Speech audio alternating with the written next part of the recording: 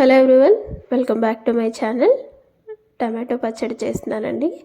ఈ పచ్చడి అన్నంతో తినొచ్చు, టిఫిన్స్తో కూడా తినొచ్చు, స్నాక్స్లో కూడా తినొచ్చు.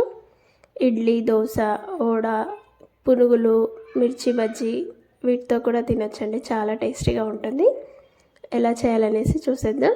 స్టవ్ పైన ఒక ప్యాన్ పెట్టేసుకొని అందులో 1/2 టేబుల్ స్పూన్ మెంతులు, 1 స్పూన్ వరకు జీలకర్ర వేసుకొని లో ఫ్లేమ్లో వేయించుకొని పక్కన పెట్టేసుకోవాలి.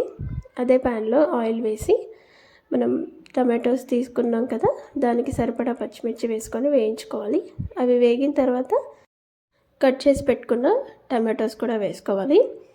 అలాగే అందులో కొత్తిమీర, పుదీనా కూడా వేసుకోవాలి. ఇది కాడలతో వేసుకున్నానండి. ఇలా వేసుకుంటే టేస్ట్ చాలా బాగుంటుంది. ఇలా వేసుకొని ఒకసారి కలిపేసి మీడియం ఫ్లేమ్లో టమాటోలు మగ్గనివ్వాలి. ఇప్పుడు మనం వేయించి పెట్టుకున్నాం కదా జీలకర్ర, మెంతులు, అవి రోట్లో వేసి దంచుకోవాలి.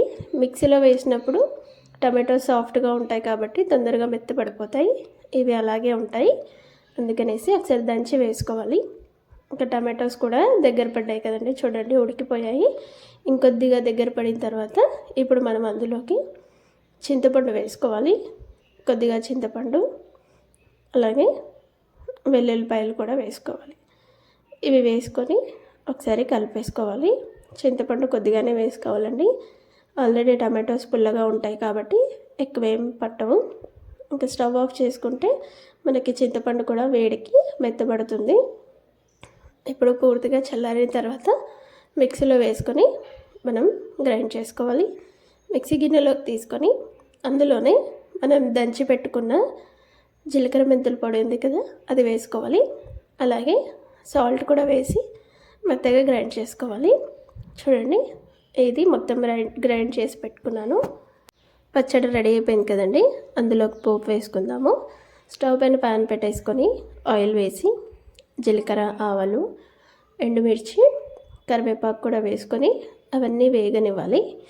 ఇవి వేగిన తర్వాత అందులోనే కొద్దిగా పసుపు వేసుకొని ఒకసారి కలిపేసి మనం పచ్చడిలోకి అయితే పోపు వేసేసుకోవచ్చు. అంతే అండి, టైం కూడా ఎక్కువ పట్టదు, టేస్ట్ కూడా బాగుంటుంది. అంతే, రెడీ అయిపోయింది పచ్చడి. టైం లేనప్పుడు, అలాగే ఏదైనా పుల్లగా, కారంగా తినాలి అనిపించినప్పుడు చేసుకోవచ్చు. టిఫిన్స్ చేసినప్పుడు కూడా ఈజీగా చేసుకోవచ్చు. చాలా తొందరగా కూడా అయిపోతుంది. టిఫిన్స్లో కూడా టేస్ట్ చాలా బాగుంటుంది. మీకు కనుక ఈ వీడియో నచ్చితే లైక్ చేయండి, షేర్ చేయండి, సబ్స్క్రైబ్ చేసుకోండి, అలాగే కామెంట్ కూడా చేయండి.